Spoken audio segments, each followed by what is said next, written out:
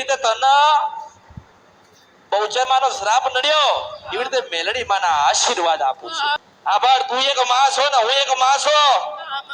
મેં તને તારો દીકરો આલ્યો. શું આલ્યો? હા, પણ આશીર્વાદ તો કોકને જોઈશે ને.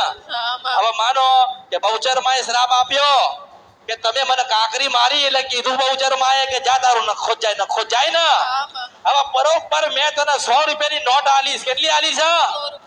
મેં તને 100 રૂપિયાની નોટ આલી છે. તારી પાસે રાખજે 24 કલાક. એક દિવસ હું શંખરપુર ની બહુ તને 4 રસ્તે મળી સાંભળી લેજે. અને હું ભેગી થાય અને તારી ને મારી નજર એક થાય એટલે તું મને 100 રૂપિયાની નોટ પાછી આલજે.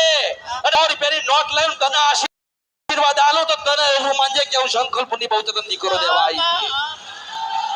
કાળા લુગડા પહેરેલા છે. હું બહુચર બોલતી હોય, હું દુનિયામાં કળિયુગમાં કદાચ બહુચર માતા બોલતી હોય, 4 રસ્તે કાળા લુગડે તને મળો, કાળી હાડી પહેરેલી તને મળો, તે બરોબર 100 રૂપિયાની નોટ તારે મને આલવાની.